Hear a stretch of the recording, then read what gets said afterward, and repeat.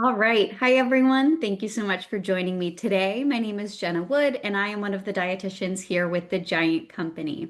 Today, our classes are going to run, or our class will run a little bit differently. We're not making a recipe. We're not talking about a specific food. However, I think this is one of my favorite topics to talk about, and that is food safety with a little bit of summer specifics thrown in. I really hope you enjoyed today's class and take away something. Please, I am monitoring the Q&A today, so make sure you ask any questions, and if we don't get to them, I will be sure to respond to them in our follow-up email. But let us get started. Now, there are so many things we could talk about with food safety. I've taught actual serve safe food safety classes, and there are many topics. I wanted to kind of touch on two kind of main things. One, product dating, because that can be super confusing, especially when you're looking at products and whether or not they are still good to eat. And then a lot about the food safety, what you can do in your kitchen and monitor things to make sure your foods are as safe as possible.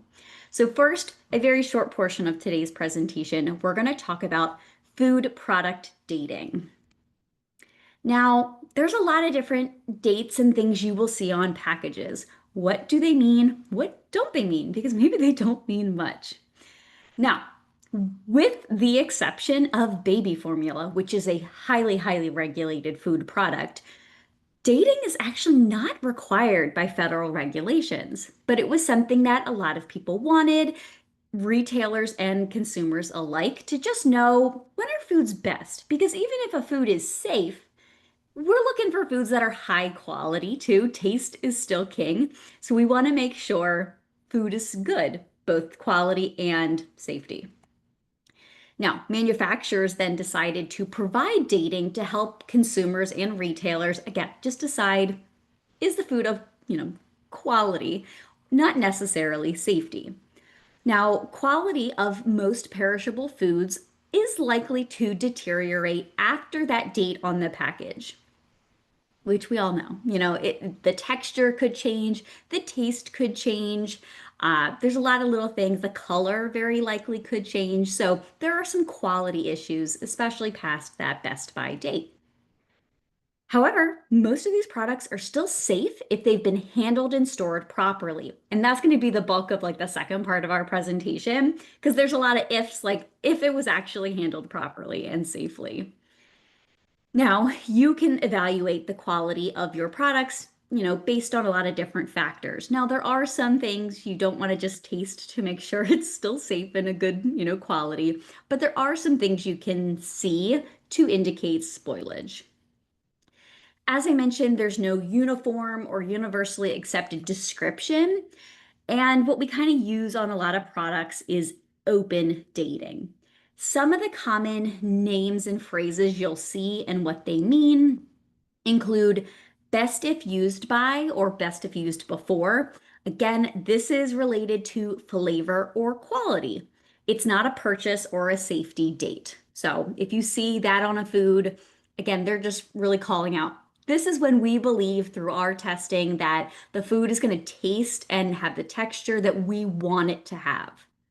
Well, it went all the way to the end of the slides. Let's see, page. Goodness gracious. Okay. It's always something. All right, let me go back. I hit page down. Okay. Oh, goodness gracious. Okay. Here we go. We're back. Okay. Next is sell by. So again, this date is telling the store how long to display the product. It is not a safety date. It often is related to certain refrigerated products, but there are certain states, like New York has different sell by dates than maybe Pennsylvania. So there are different regulations related to this. Use by or expiration date. Now, this is the date that is last recommended for using the product, again, by peak quality. So a lot of them are similar descriptions, but different wording. Again, it's not a safety date unless it's on baby formula. In my previous job, one of my things I did every couple months, if not more recently, is checking baby formula dates because you can be severely dinged if those are expired. So there is an expiration date on those baby foods. And then freeze by. So, of course, this indicates, and you'll see this a lot on a lot of fresh products, like use or freeze by a certain date. Again, it's not a purchase or a safety date. It's just this won't be good quality, texture, whatever after this date, but you can freeze it. So, a lot of like proteins and things will have this. And these were all, and I'll include some resources at the end that go into even more detail. Now, on average, when stored properly, which again, we'll talk about temperatures, these foods are good for about 1 to 2 years after the date that you'll see on the package. So, packaged dried foods like cereal. So, let's say you buy a dry cereal, whether it's oats or like an actual branded cereal, dried pasta, dried beans, baking mixes. And again, this is on average. Some baking products might have certain ingredients like dairy derivatives that maybe shorten the date, but by and large, these products are good for 1 to 2 years after the date. Frozen foods and canned goods. Now, again, this is quality and typically safety. Nothing in these products will typically become unsafe to consume after these dates. And you can always check with the manufacturer. I've emailed manufacturers before to say, like, I just found this box of X, Y, and Z. What do you recommend? Like, quality wise, is this an okay food to consume? And I do have an asterisk here next to canned goods because and I think I talk about this on an upcoming slide, but if the can is severely dented, rusted, bulging, of course, that food is no longer safe or quality to consume. But we'll talk about what that canned food might look like.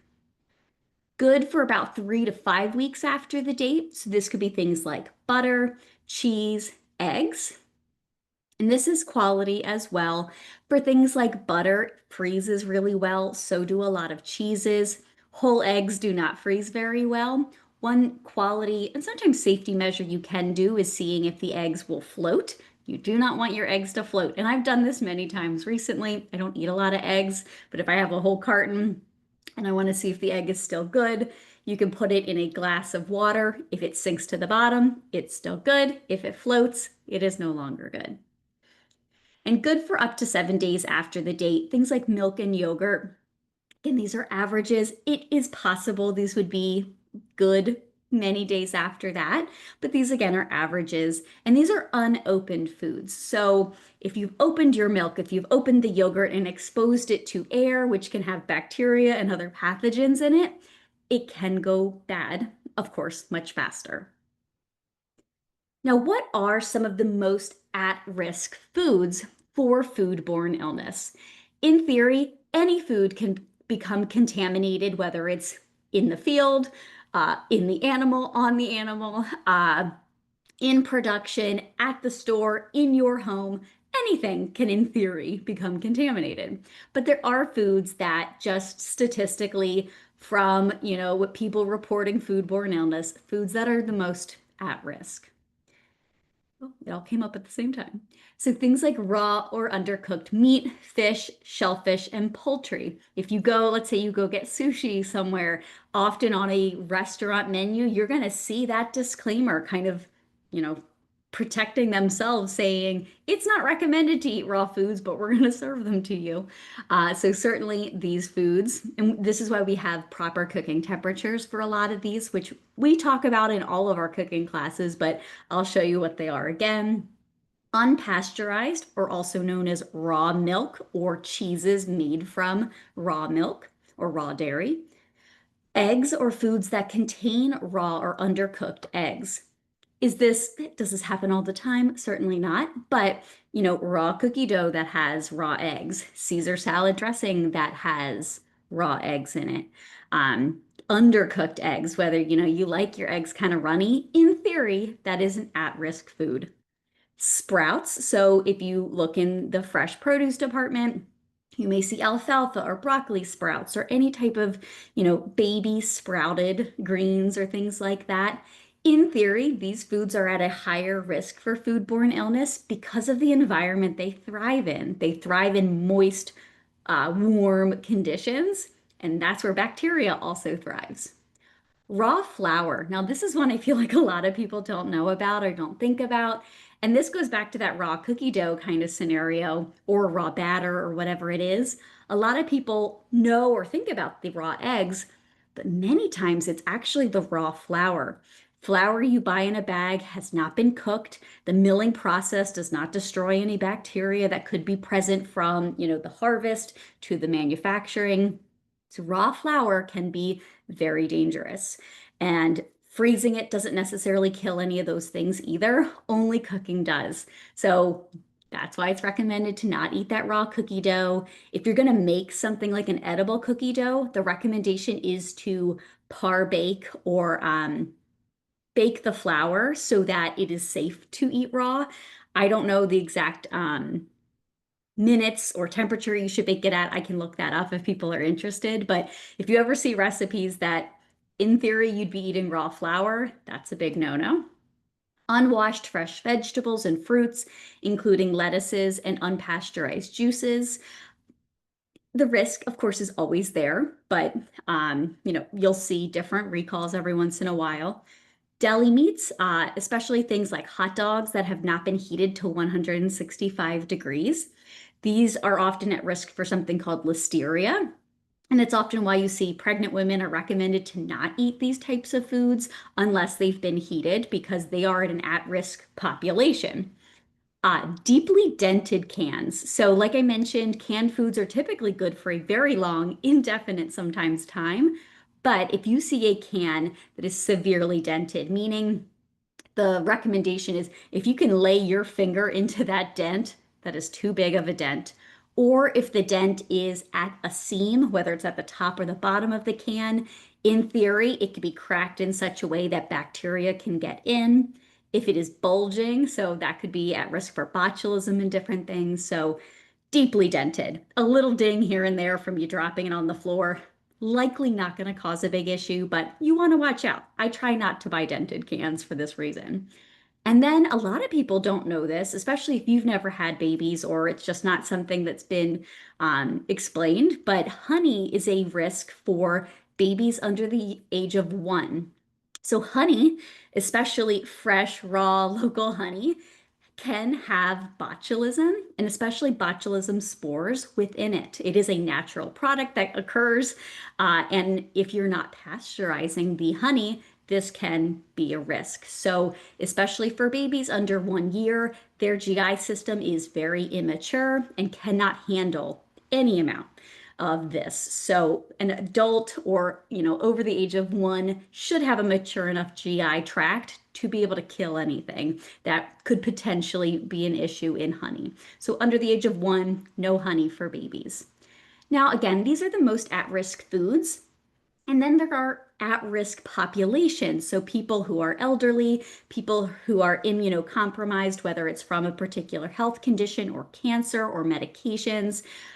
So certain very young children. So again, there are certain populations that are higher risk and then higher risk foods. So just, assessing your risk tolerance and what you're willing to eat or not eat.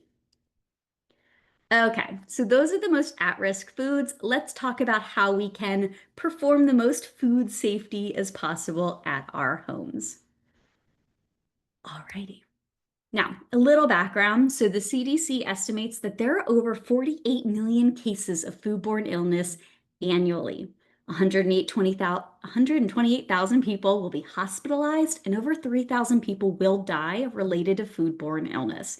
So it is not something we should take lightly.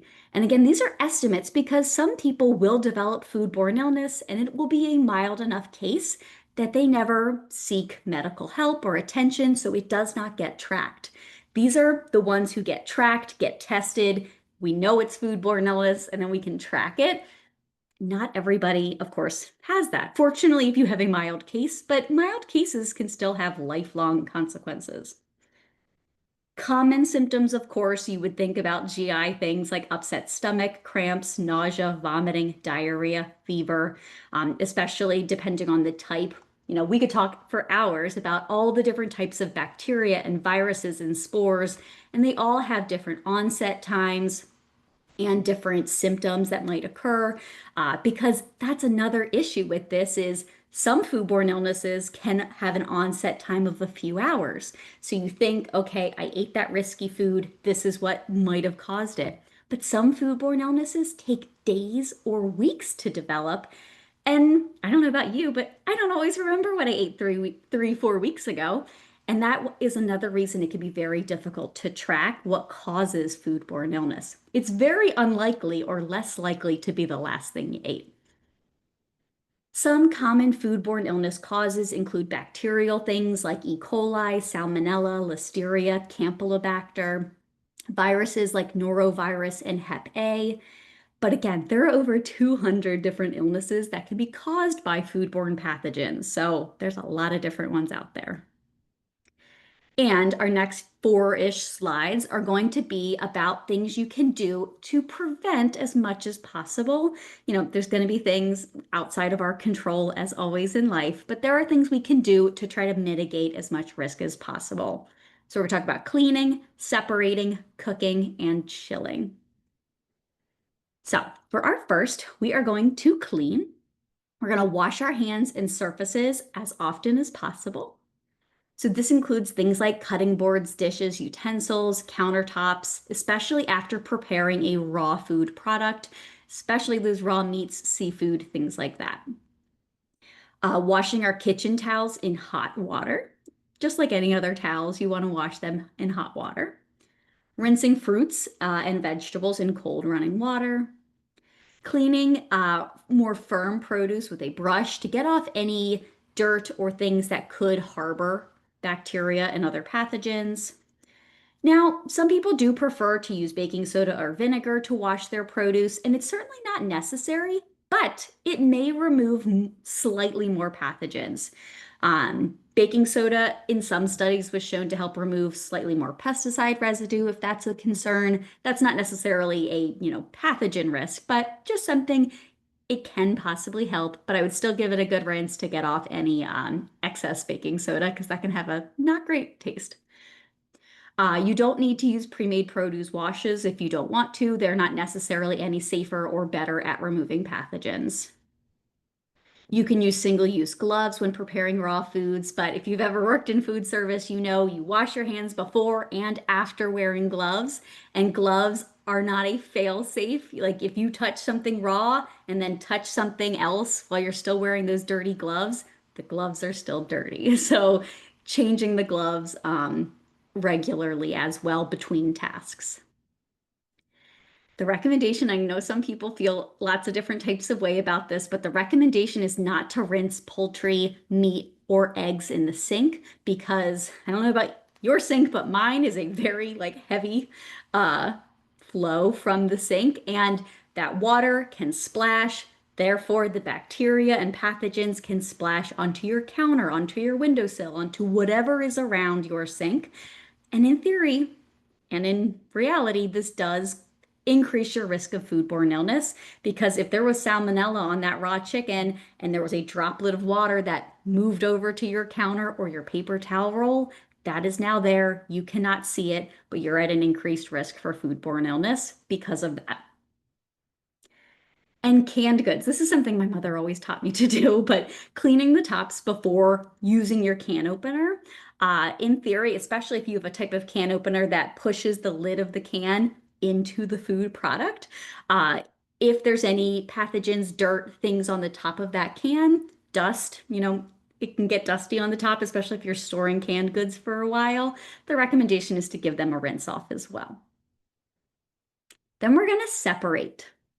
We want to separate raw meats and other foods in your grocery cart or basket at your local Giant or Martin's, in the bags that you use. So you're not going to want to put your raw chicken in a bag with your strawberries. You want to keep them separate and separate in your refrigerator as well. So the recommendation is to store uncooked meats and eggs under ready-to-eat foods like fruits and vegetables, or use specific bins. But as you can see in this picture here, you have your fresh produce above the raw chicken and the raw eggs, because if something leaks or something happens, Of course, that can drip down and then contaminate ready to consume foods that maybe you weren't going to wash again or something like that. So that's always a recommendation there. I do also try to store things like if I'm going to marinate chicken in a container, sometimes I'll even put like a sheet pan or something to make sure no dripping is possible.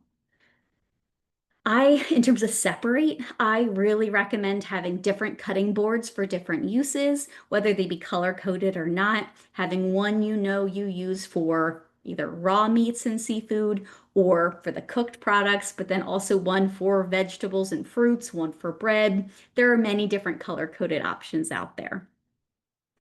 We talked about this in our grilling class, but not using reusing marinades that you used on a raw food for a already cooked food and using different plates from, let's say you took those burgers out to the grill on a plate, you're going to use a new plate to take the cooked ones off.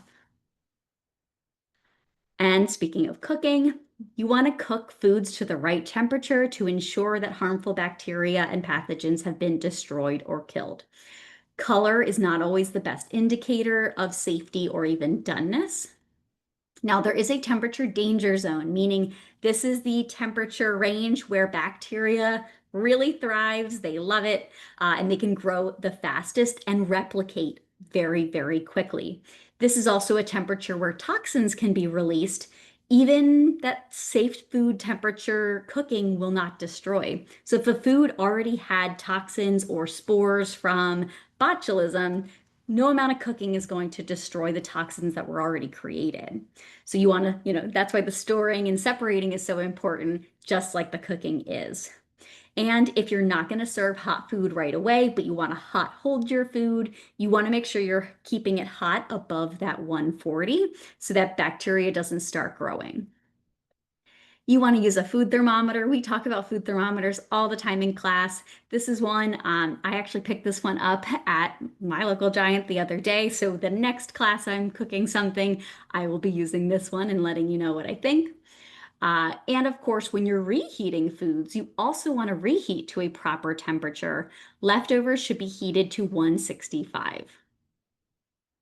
Now, there's different temperatures for different types of proteins. As you can see here, typically a whole food, a whole cut of some type of meat, often has a lower recommended temperature than a ground food. If you think about all the process that goes into grinding a meat, you're introducing air and potentially bacteria into that ground food. So the temperature for ground foods is often higher.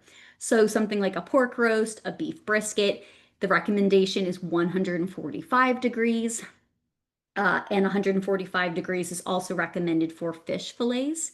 The temperature for pork used to be much higher, but the incidence of trichinosis has actually quite decreased over the decades due to safe handling and due to upgrades in different farming practices. So fortunately, because the quality and taste and texture of pork that's cooked to 145, a lot better than a hockey puck you'd get at 170.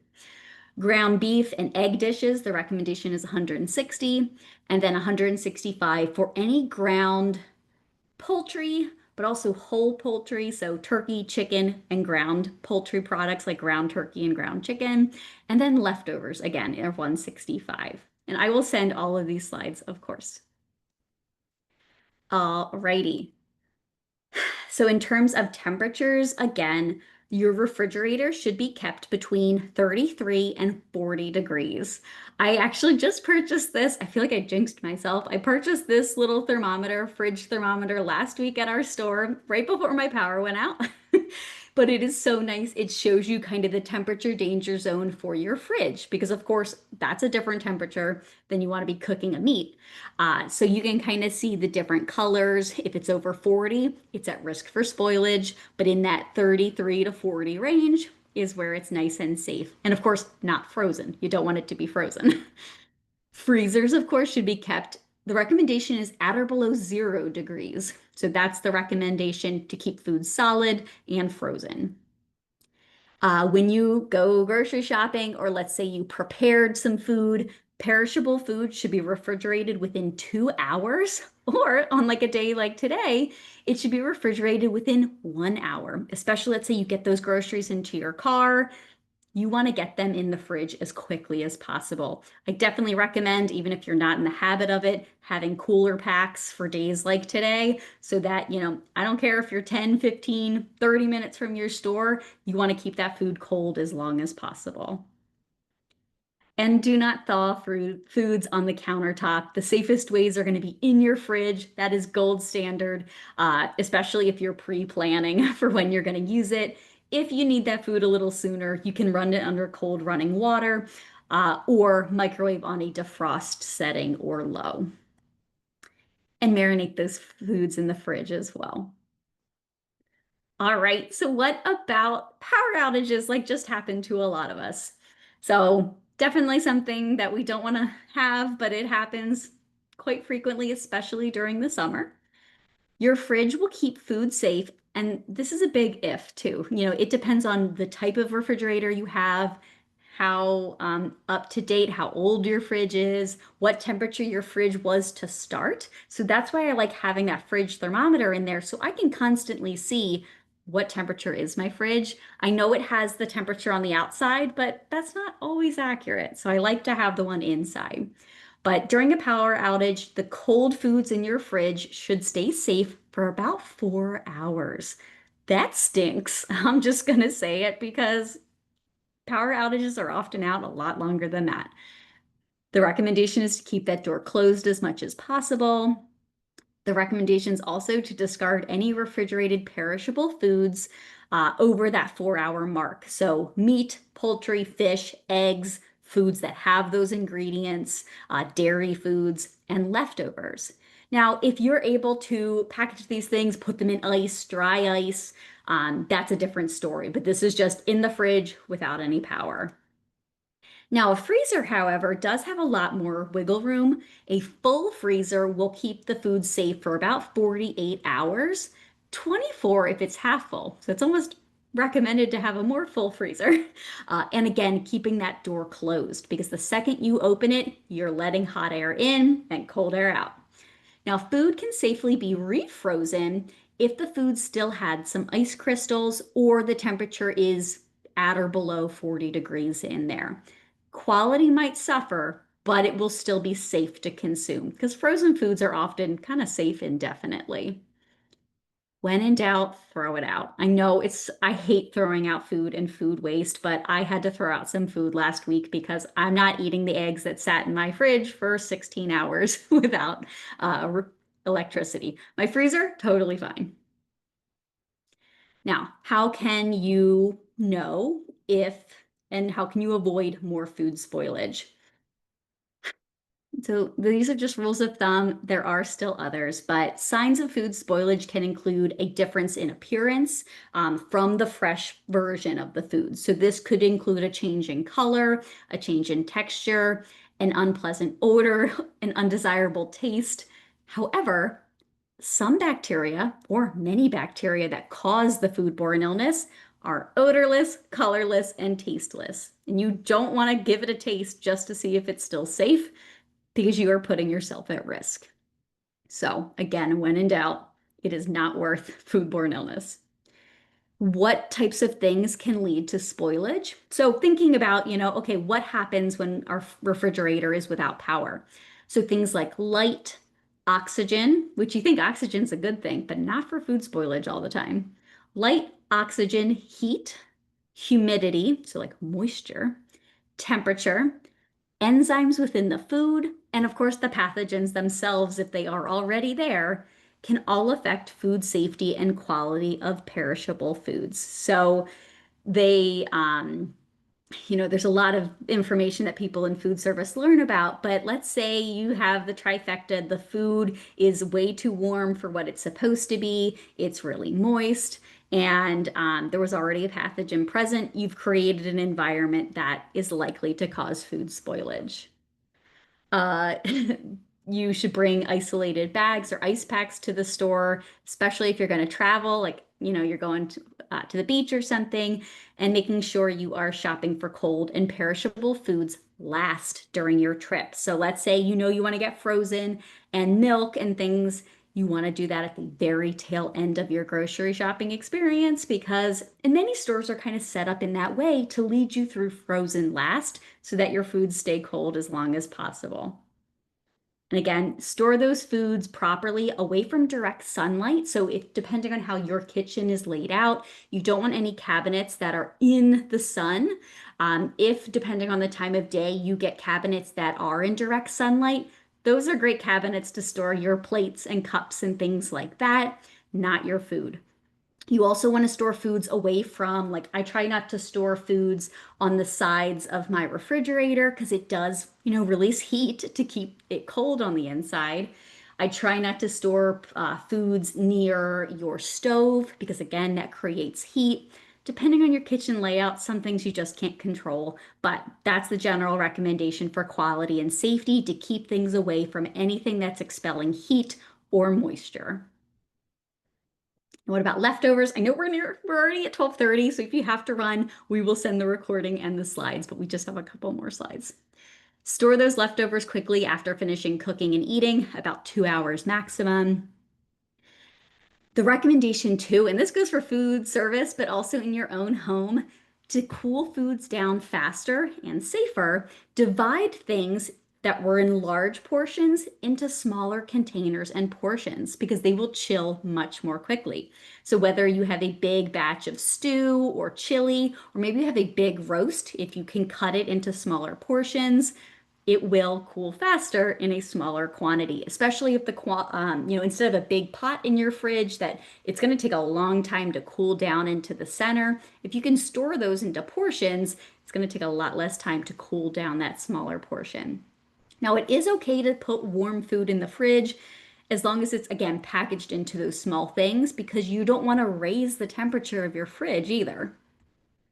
How long do foods last? So the general recommendation, hard cooked eggs for about a week, leftovers 3 to 4 days. Again, quality, but also safety. And if you want to keep leftovers or these foods longer, freezing. Frozen foods, again, stay safe indefinitely, but quality could possibly suffer. Now, there are so many resources. We really just scratched the surface of food safety and what you can do in your own kitchens from the store to your home. But these are some, I think, if you want to learn more, I think these are a great place to start. So the CDC has a really good page just about food safety in general, and that has some clickable links within there. The page about the food product dating, if you want to learn more, I have here more information about some of the foods that are likely to cause foodborne illness and why. I also included some others that just from my experience and research are also important. 10 dangerous food mistakes, safe food temperatures, cold food storage chart. So I believe this has storage, cold food storage recommendations for refrigerator and freezer. And then I really like this one, the food safety during a power outage. I used it literally the other day to kind of look at like, okay, do I really have to throw out, like I know, but my soy sauce that was in the fridge, is that likely to go bad in the amount of time that my fridge was warm? No. So I kept that. But my blue cheese dressing, yes, that got tossed. So it was really nice to kind of help me save where I can and mitigate risk as much as possible. We have upcoming Wellbeing Connections, of course, coming up in July. It's almost July.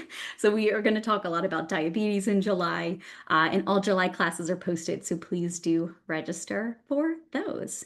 Now, I know we're a little over, but I am going to stick around for any questions you might have. But thank you so, so much for joining me today. This is definitely something I'm interested in, and hopefully I've encouraged you to be a little food safe this summer.